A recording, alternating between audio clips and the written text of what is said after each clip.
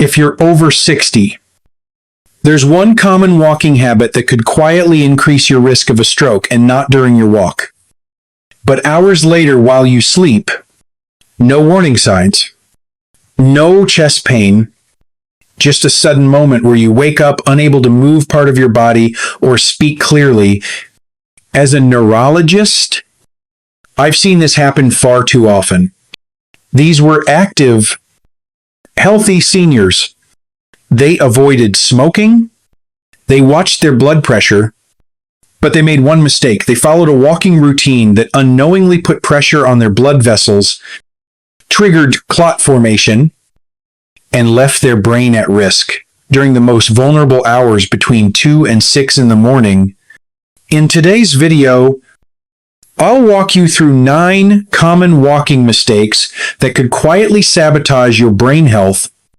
We'll also hear the stories of real patients who followed all the right advice until one small walking error changed everything. If you care about staying sharp, mobile, and independent, don't skip this. And before we begin, be sure to subscribe to Senior Health 365 and turn on notifications. We're here to help you stay strong, stay informed, and stay in control, one smart habit at a time. 1. Walking without water leading to dehydration-induced clots. If you're over 60 and love walking to stay healthy, let me ask you one question. Are you drinking water before and after your walk? If not, you could be silently putting yourself at risk for a stroke while you sleep. No chest pain, no slurred speech, no warning, just one night where you go to bed feeling fine and wake up, unable to move part of your body. Or worse, you don't wake up at all. As a neurologist, I've seen this exact scenario too many times. Seniors who are active, disciplined, and careful, but miss one critical step: hydration. You see, as we age, our sense of thirst fades. We don't feel dehydrated even when we are. The same 30-minute walk that felt refreshing at 50 can quietly dry you out at 70. And it's not just sweat, dry air, medication, and age-related kidney changes all work against you. When you're even mildly dehydrated, your blood becomes thicker. That thick blood flows slower and clots faster. And if that clot forms after your walk and travels to your brain during the night, it can block oxygen to key areas in seconds. One of my patients, a 79-year-old former firefighter named Mr. Jameson, walked 2 miles every afternoon without fail. He was strong, proud, and never carried water. Said it made him feel silly. One morning, his wife found him on the floor, unable to speak, his right side completely paralyzed. The diagnosis was a massive stroke in the left middle cerebral artery, one of the most critical regions for movement and speech. His blood work showed no major blockages, no heart arrhythmias, but his blood was thick, dehydrated. Over time, that routine of walking without water had likely triggered the formation of small, sticky clots until one finally blocked his brain during the night. The saddest part, it was completely preventable. Just a few sips of water could have made the difference. What most people don't realize is that even a 10% increase in blood thickness can be enough to trigger a clot. Your brain, especially between 2 and 6 a.m., is already operating on lower blood pressure and oxygen flow. Add thick blood to that, and you're walking a tightrope. And it's not just summer you need to worry about. Winter is even worse. Cold air dries you out faster, and you don't feel thirsty. I've had patients collapse after winter morning walks, never suspecting that dry air and skipped water were setting them up for disaster. So here's my advice. Before you walk, drink a glass of room temperature water after your walk. Drink another. Don't wait until you're thirsty by then. You're already dehydrated. Carry a small bottle. Listen to your body. If you feel tired, dry-mouthed, or lightheaded after walking, take it seriously. Mr. Jameson now walks with a cane and can no longer drive. He told me during rehab, I thought I was doing everything right. I didn't know skipping water could cost me my independence. Let that sink in. Walking is powerful medicine, but only when paired with hydration. And now, let's move to walking mistake number 2. One that almost no one talks about, but could be silently damaging your brain's blood vessels every time you step outside. 2. Walking without sun protection, increasing stroke-linked inflammation. Here is the rewritten script in the original style. About 600 words. No single-line breaks. No special characters. And matching your tone and format. Most older adults cherish their afternoon walks. They enjoy the fresh air, the sense of movement, and the chance to feel the sun on their skin. It feels healthy. It feels right. But as a brain doctor who has worked with thousands of seniors, I need to warn you about something most people never consider. The sun, the very light you trust for vitamin D, could be quietly triggering inflammation inside your brain's blood vessels, not through heat stroke or sunburn, but through long-term damage to your vascular system. This danger builds slowly, invisibly, and by the time it shows up, it could be too late. You see, as we age, our skin becomes thinner and less able to block ultraviolet radiation. Our blood vessels become stiffer, and our brain's delicate arteries more vulnerable to oxidative stress. Even short daily walks in the sun without protection can trigger subtle inflammation in the inner lining of your blood vessels, called the endothelium. That inflammation might not hurt. It might not show up in a routine checkup, but it silently makes your vessels more reactive, more fragile, and more prone to clotting. And when blood clots form, they don't always stay where they started. Some can travel straight to the brain and block oxygen flow during sleep, causing a stroke with no warning. Let me tell you about Elaine Madsen. She's 76, from Tempe, Arizona. A lovely woman who walked her small dog every afternoon for years. She never wore a hat. She avoided sunglasses, said she didn't like how they made her look. Her walks were short, just 15 or 20 minutes. She thought they were harmless. But over time, Elaine began feeling tired. She had occasional dizziness and blurred vision, but brushed it off. Then one morning, her daughter found her slumped against the counter, unable to speak, her mouth twisted to one side. She had suffered a left-sided ischemic stroke. The scary part, her scans showed no major blockages, no atrial fibrillation, just signs of chronic vascular stress, elevated inflammatory markers, and endothelial damage. It was the kind of injury you see when fragile blood vessels have been under low-level attack for years. And in Elaine's case, that silent attacker was the sun. Daily exposure to UV light, even for minutes at a time, can build up damage in older brains.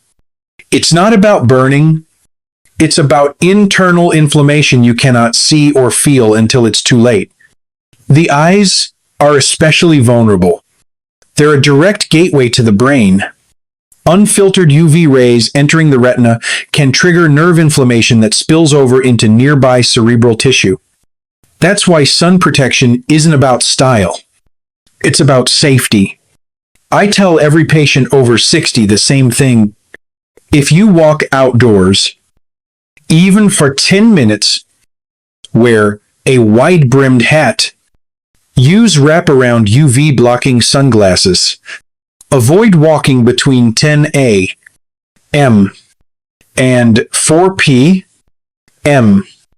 and wear lightweight long-sleeve clothing if possible. Hélène survived.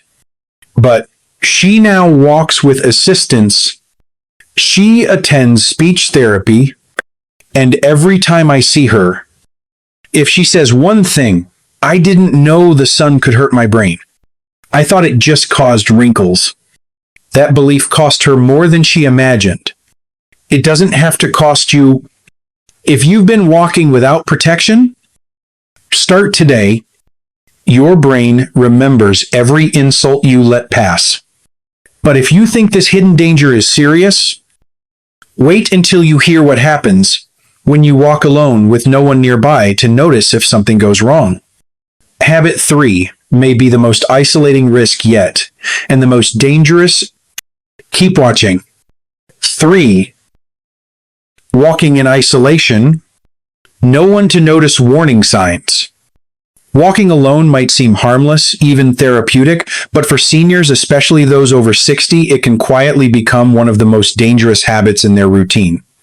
Many older adults cherish solitude, a peaceful stroll through the neighborhood to clear the mind or reflect on memories. It feels good to be independent, to move at your own pace, to enjoy the quiet. But here is the hidden truth. Walking in isolation means walking without witnesses, and in the world of stroke, prevention that can make all the difference. I have seen too many patients who walked alone, who noticed something felt off, but decided to finish their loop anyway, who chalked it up to tiredness or age, and by the time anyone realized it was a stroke, it was too late. One of those people was Leonard Baines, a 75-year-old retired teacher from Minnesota. He had walked every day since his wife passed away. A 2-mile loop, no phone, no smartwatch, just him and the crisp winter air. He said it kept him sane, centered, human, but one morning Leonard felt strange, not pain, just strange. He forgot which direction he had come from. His right foot dragged slightly, but there was no one there to say, "Hey, something's wrong." So he sat on a bench, waited till he felt steady again, and kept going. That night he went to bed early. The next morning his daughter found him in a confused state, unable to form sentences. The hospital scan showed he had suffered a cerebral embolism. The clot had likely formed the day before. That odd spell on the bench wasn't nothing. It was a TIA, a warning shot. His daughter later told me, "I wish he hadn't walked alone. He might have been treated hours earlier and avoided permanent damage." This isn't about fear-mongering. It's about time and stroke. Medicine time is everything. The brain starts to die within minutes of oxygen loss. The drug we use to dissolve clots only works if given within 3 or 4 hours after symptoms begin. But if you're alone, you may not notice the signs fast.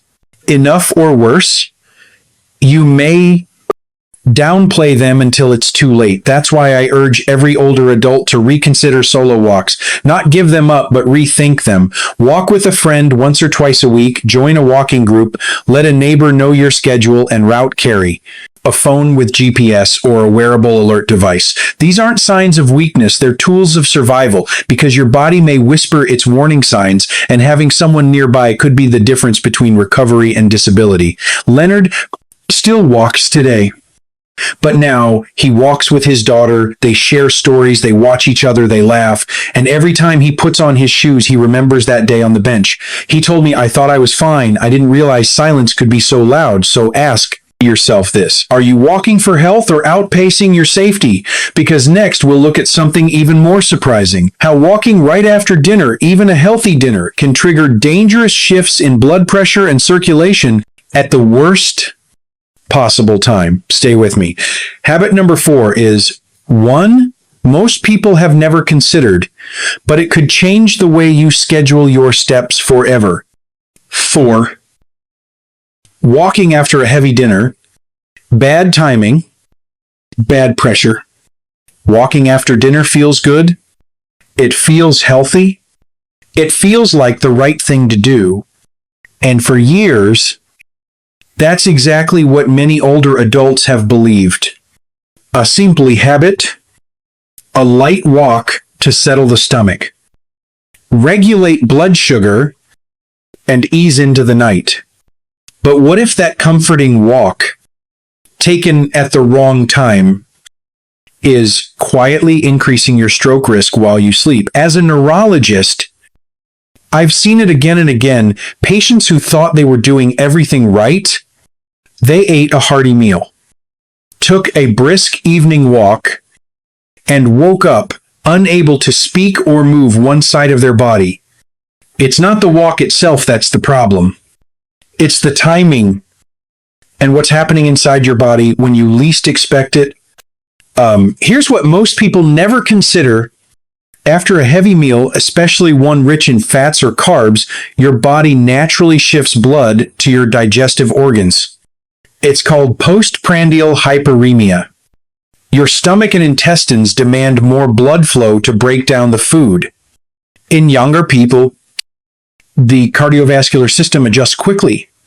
But in older adults, especially those with high blood pressure, diabetes, or stiff arteries, this redistribution can quietly reduce blood flow to the brain. Then comes the walk. Walking requires additional blood for your muscles, your lungs, your heart, but your system is already stretched thin. And when demand outpaces supply, your brain often pays the price. Reduced cerebral blood flow, mild dizziness, faintness, microclots forming in sluggish circulation. The cascade begins, and then you sleep. The body enters REM sleep, and blood pressure naturally rises.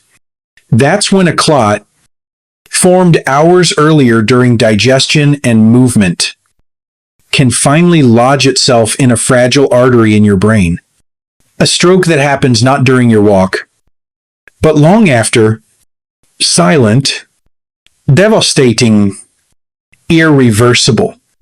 That's exactly what happened to Mrs. Harriet Colson, a 74-year-old retired piano teacher from Albany, elegant, punctual, always in control. Her dinner was always at 7, something rich, something she enjoyed.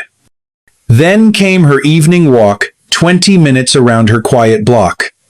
She said it helped her feel light before bed. But one morning, her neighbor noticed her newspaper still untouched. By the time help arrived, Harriet was alert but couldn't form words. Imaging confirmed a left hemisphere ischemic stroke, no atrial fibrillation, no major blockage. But her blood pressure had spiked overnight. Her blood was unusually thick. Her arteries had narrowed under the combined stress of digestion and movement. The perfect storm. She later told me, "I thought I was helping myself. I didn't know timing mattered so much." And that's the heartbreaking part. So many seniors do the exact same thing.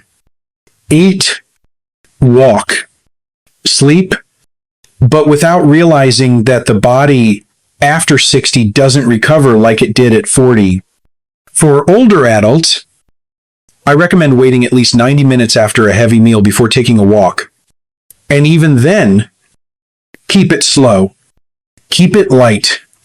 No power walks. No long treks. Gentle stretching. A few steps around the house.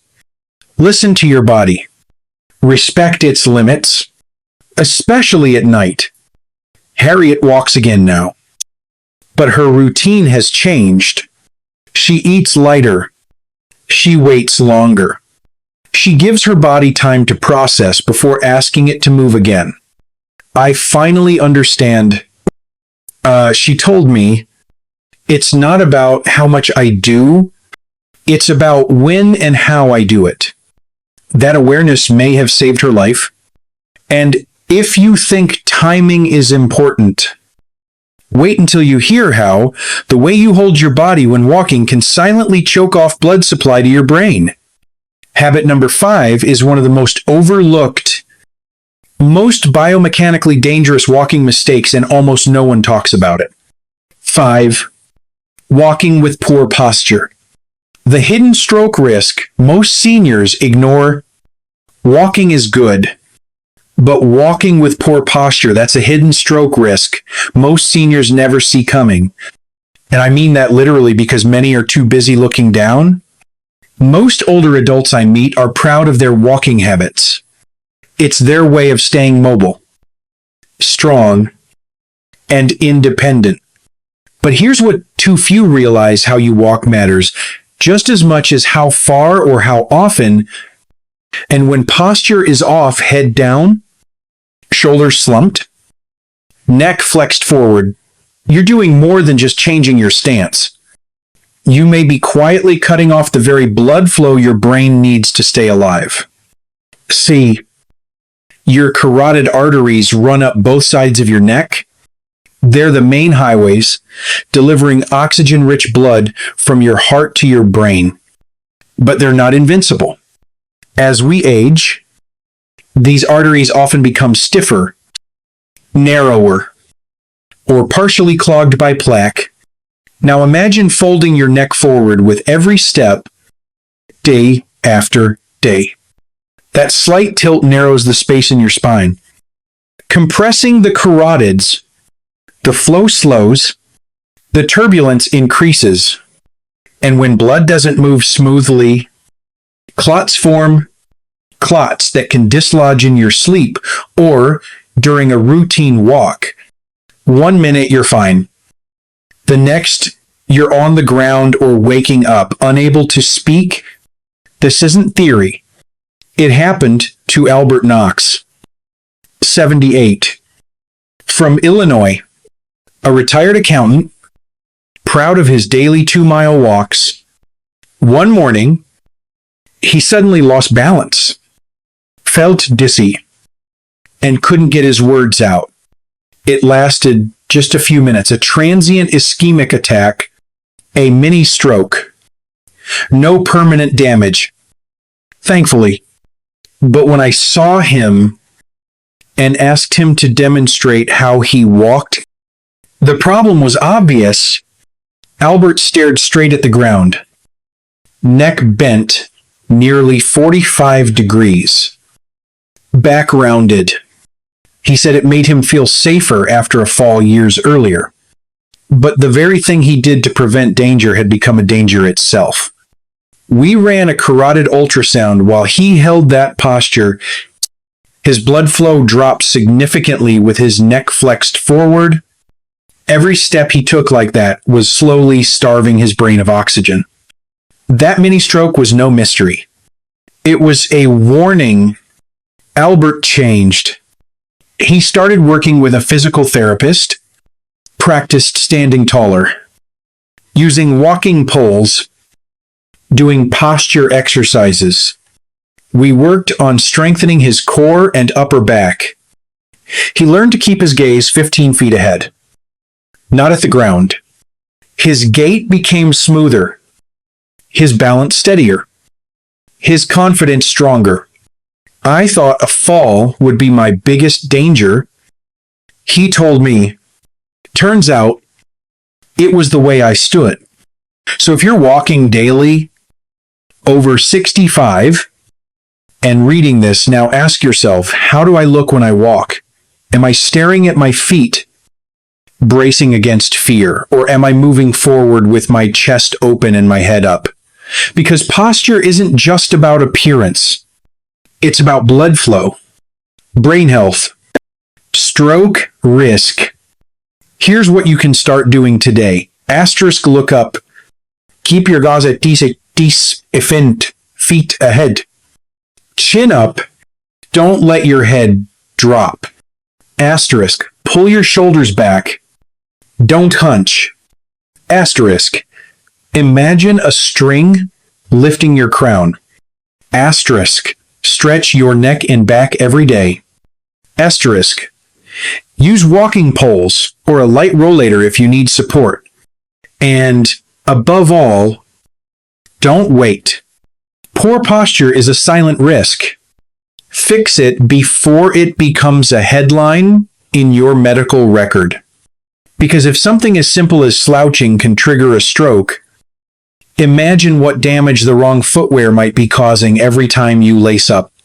Coming up next, habit number 6, how shoes that are too flat, too tight, or too stiff could be silently wrecking your balance, raising your blood pressure, and setting the stage for a fall you may not walk away from. Stay with me. 6. Wearing the wrong shoes. The stroke risk hiding at your feet. For most people, shoes are just something you slip on before heading out the door. But if you're over alt mush besh, that simple decision, what's on your feet, could quietly be putting your brain in danger.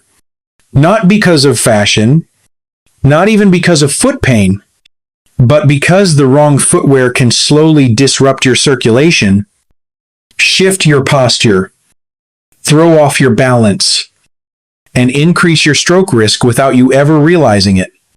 This isn't an exaggeration.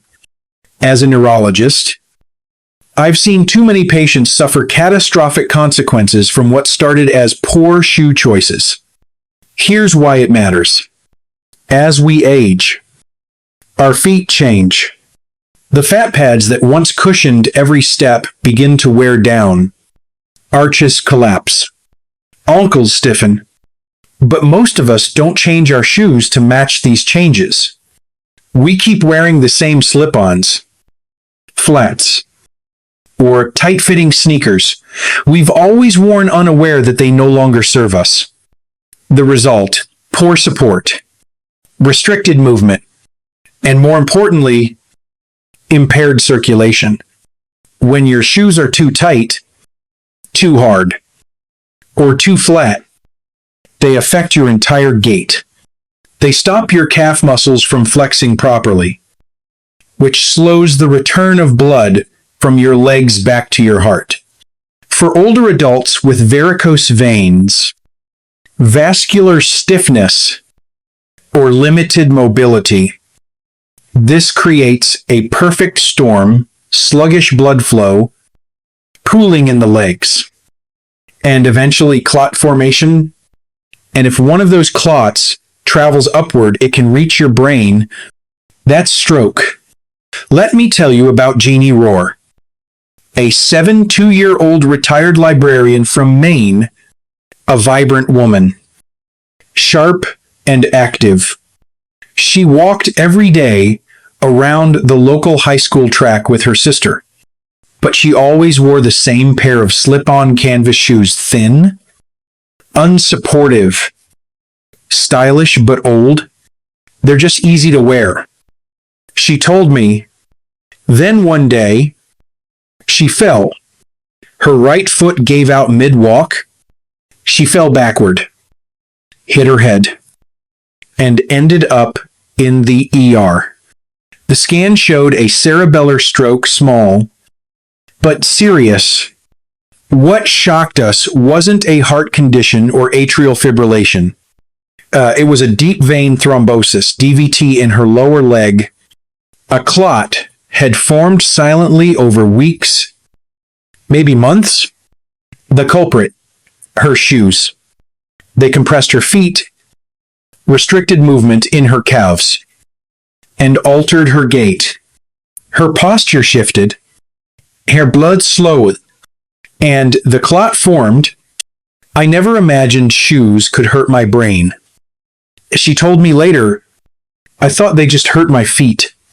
And that's the problem. Too many seniors downplay foot pain. We prioritize convenience, easy slip-ons, flats that go with everything. We wait too long to replace worn-out soles. But here's the truth. Your feet are your foundation. And when that foundation fails, everything above it, knees, hips, spine, brain pays the price. Here's what I recommend to every older adult one. Choose shoes with real arch support and cushioned soles. R. Avoid completely flat shoes. Your foot needs a slight heel for proper blood flow. Sen. Make sure the toe box isn't tight. You should be able to wiggle your toes comfortably. Si. Replace worn shoes. If the soles are uneven or feel unstable, it's time. Woo. Get assessment. See a podiatrist or physical therapist every 1-2 years to evaluate how you walk and what shoes you really need. Luke. Try orthopedic or well-designed walking shoes. They don't need to be expensive, just functional. Because the wrong shoes don't just hurt your feet. They hurt your circulation. They shift your posture. They raise your fall risk. And they could quietly trigger the kind of blood clot that changes your life overnight. And if your shoes matter this much, just imagine what walking on steep slopes or uneven sidewalks might be doing to your blood pressure. Coming up next, habit number 7, how the surface beneath your feet can silently strain your heart, surge your pressure, and increase your stroke risk without you ever noticing. Stay with me. 7. Walking on steep or uneven surfaces. The silent surge that strains your brain. For many older adults, a peaceful walk through the park or around the neighborhood is a daily ritual. A few gentle hills, a gravel path, maybe a sloped sidewalk, it all feels like good. Heart-healthy exercise. But there's a hidden danger most don't see coming.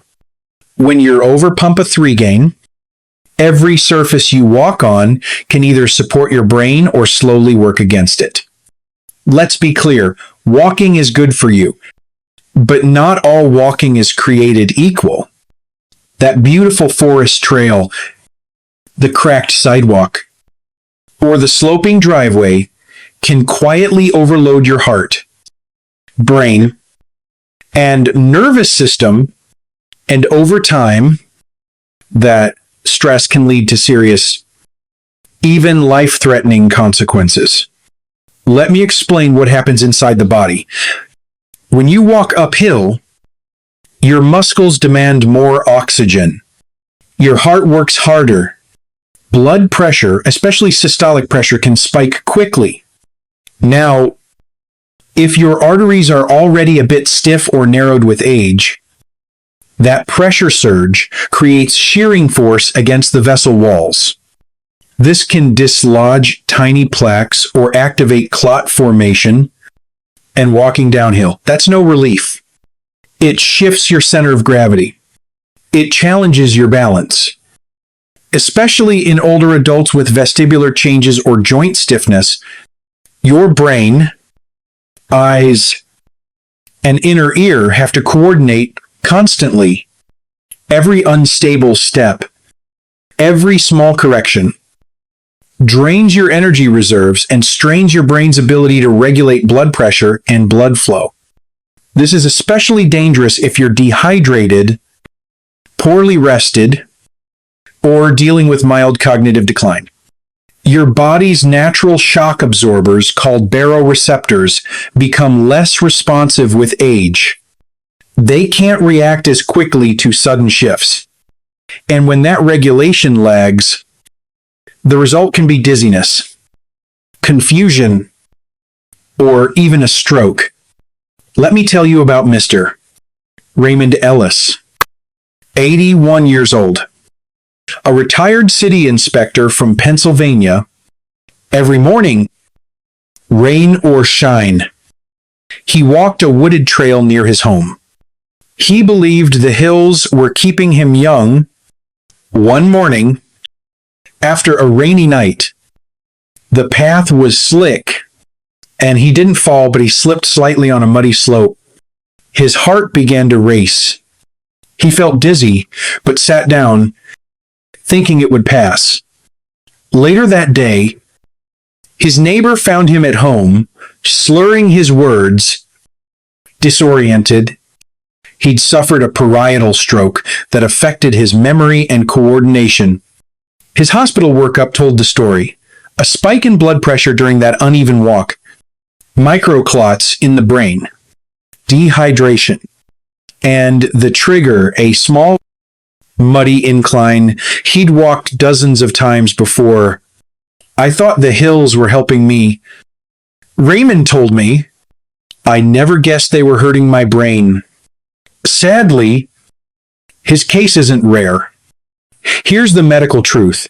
Even a modest slope can raise your blood pressure by 30-40 points for several minutes. And if you have any narrowing in your neck or brain arteries, that extra force can be all it takes to dislodge a clot or trigger a bleed. But there's good news. This risk is preventable. If you're over 65 and value your brain health, here's what I recommend. 1. Avoid steep hills or unpaved trails unless cleared by your doctor or physical therapist. R. Choose flat, predictable surfaces, paved sidewalks, school tracks, or indoor malls. Sen. Wear shoes with strong grip and ankle support to reduce strain and slip risk. Sit. Pause regularly during walks, especially after elevation changes. Woo. Hydrate well. Even mild dehydration increases blood viscosity and clot risk. Liu. Listen to your body. If you feel off balance, lightheaded, or fatigued, stop. Raymond now walks on the local track. He walks with a friend. He stays on level ground. Most importantly, he walks with awareness. I didn't lose my independence. He said, but I learned not to gamble with it. Remember, your body isn't the same as it was a decade ago. It doesn't bounce back in silence. It gives you signs: fatigue, dizziness, muscle tension, and if you ignore those whispers, one day it may shout back with a stroke. And while terrain is critical, there's another factor. You might be overlooking your attention. Coming up next, habit number 8, how distractions like phones, conversations, or even daydreams can sabotage your balance and endanger your brain. Stay with me. This one could save your life. 8. Walking while distracted. The risk you can't see coming. For many older adults, a quiet walk is a cherished moment of solitude. A chance to think, clear the mind, or catch up on a favorite podcast. But here's the hidden danger. Most people never consider walking while distracted can be just as dangerous as walking on ice or climbing a steep hill. That may sound dramatic, but the science behind it is sobering. As we age, our brain's ability to manage multiple tasks at once, what researchers call divided attention, diminishes. That's not your fault. It's biology. Processing movement, sound, balance, vision, and thought simultaneously puts a heavy load on the aging brain. And when you add a distraction like headphones, a phone call, or even intense daydreaming, something important gets pushed to the background, your body's warning signals. Let me explain what happens. When you walk distracted, your brain reroutes energy away from posture, foot placement, breathing rhythm, and subtle internal cues and toward the task of listening, thinking, or reacting to something else. That's dangerous. Because the early signs of a stroke are subtle: a numb foot, a drooping arm, slurred speech, slight dizziness, a sudden sense of confusion. If you're not fully present in your body, you may miss these cues completely. Let me tell you about Mrs. Donna Harwick, a 7-year-old retired English teacher from Indiana, bright, independent, and a true lover of routine. And she walked daily around her neighborhood while listening to true crime podcasts. They make the time fly. She once told me, but one morning, something changed. While walking and listening, she noticed her left leg felt a little off, heavy, but she kept going. She thought maybe she slept on it wrong. What she didn't notice was that her left arm had dropped, and her speech had already begun to slur. A neighbor walking by saw her pause near a fence, confused, and called 911. By the time paramedics arrived, Donna couldn't speak. She'd suffered a right hemisphere ischemic stroke, triggered by a clot in her middle cerebral artery. She had no major disease, just moderate dehydration and elevated blood pressure. But the critical factor, she didn't notice the warning signs in time because she was distracted. Later, in rehab, she told me through slow speech and teary eyes, if I hadn't had those earbuds in, maybe I could have caught it sooner. Donna survived. But her independence changed. She walks with a cane now, and she walks without distractions. You see, for a younger person, zoning out or multitasking during a walk may not matter much. But for someone over 65, especially those with high blood pressure, diabetes, or vascular disease, every second of mental distraction steals your brain's ability to protect you. It's not just about tripping or falling. It's about missing the stroke that's already started. Here's a medical fact that should stick with you. Every minute a stroke goes untreated, up to 2 million brain cells die. Time is not just money. Time is memory, movement, and speech. That's why I now tell all my older patients, walk like it matters. Because it does. No earbuds, no calls, no zoning out. Make walking your most mindful activity. Be present in your body. Listen to it. If your foot drags, your chest feels strange, your tongue feels thick, or your vision gets fuzzy, stop. Don't shake it off. Don't wait it out. Call for help. It might be nothing, or it might be the most important moment of your life. As Donna told me recently, I used to walk to escape my thoughts. Now I walk to listen to them. And while distraction can silently steal your awareness, there's one more habit that strikes after the walk is over while you're asleep. Coming up next, habit number 9. Why walking too late in the day could quietly sabotage your sleep, raise your nighttime blood pressure, and increase stroke risk in the early morning hours. Stay with me. This next habit feels the safest, but maybe the most dangerous of all. 9. Walking too late in the evening. The stroke risk no one warns you about. It seems harmless. A peaceful stroll after dinner. The air is cool. The streets are calm. And the stars begin to peek through the sky. For many seniors, this feels like the safest, most relaxing time to walk. But here's the truth. Few people talk about walking too late in the evening could silently raise your risk of having a stroke during the night. Yes, Even a calm walk done with the best intentions can trigger a chain of reactions inside your body that increases your stroke risk, especially as you age. Let's break down why.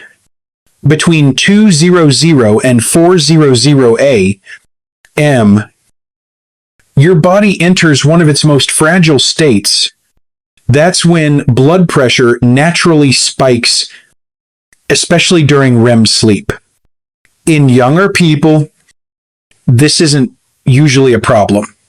Their blood vessels are flexible and their cardiovascular systems respond quickly, but in older adults, especially those with high blood pressure, stiff arteries, or a history of heart issues, this early morning surge can be deadly.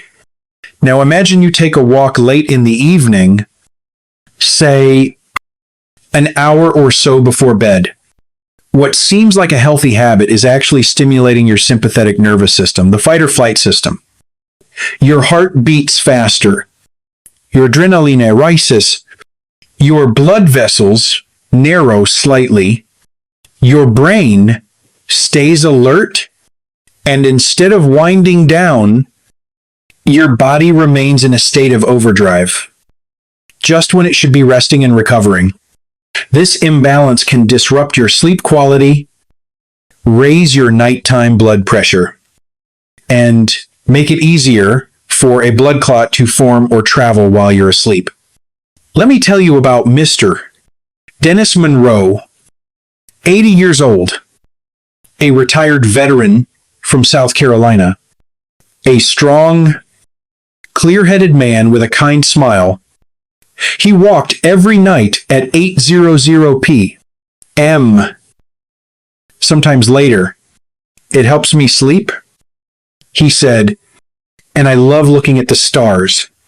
But one morning, Dennis didn't wake up at his usual time. His wife found him at 6:30 a.m., breathing shallowly, the left side of his face slack. He had suffered a massive ischemic stroke during the night. The clot was lodged in his posterior cerebral artery, damaging his balance and vision. His medical tests showed no major red flags except for one, a sudden spike in blood pressure to 190/110ths just after 3:00 a.m. The likely cause, autonomic dysregulation triggered by late evening walks. His body was overstimulated at bedtime and couldn't reset before that critical early morning window. Dennis lived, but he paid a heavy price. He now walks with assistance. He can no longer drive. And perhaps the hardest part, he did everything else right. No smoking, no alcohol, watched his salt. But no one ever told him that timing his walk too late could undo all his efforts. That's why I'm telling you now. Because knowledge like this can change everything. As we get older, timing matters more than ever. The time of day we move, the way we recover, how we hydrate, the surface we walk on, all of it counts. Walking itself isn't the danger. Walking without understanding how your body has changed, that's the real risk. Late night walks can keep blood pressure high when it should drop. Disrupt deep sleep. Prevent arteries from relaxing. Trigger clot formation silently. And it happens without warning until one morning, you don't wake up the same. So what should you do? Yes, walk, but do it smarter.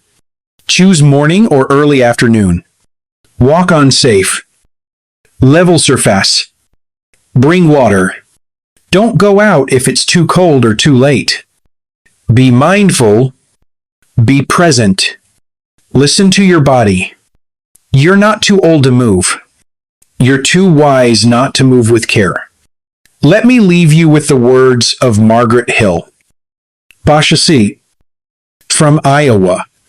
After surviving a mini stroke, likely triggered by an evening walk on a cold day, She told me I was walking toward health, but in the wrong direction. Let's change that direction. Let's walk with purpose, not just to live longer, but to live better. With clear minds, steady steps, and dignity. Now that you know, you have the power to protect your brain one step at a time. If this story resonated with you, I'd love to hear from you. Please share one thing you've learned that you'll apply in your own life. Drop a 1-inch, the comments, if you plan to make a change. Drop a 0 if you're just thinking about it for now. And don't forget to like, share, and subscribe to our channel for more real talk about aging, health, and how to live fully on your own terms. Thank you for watching. And here's to walking forward with awareness, intention, and strength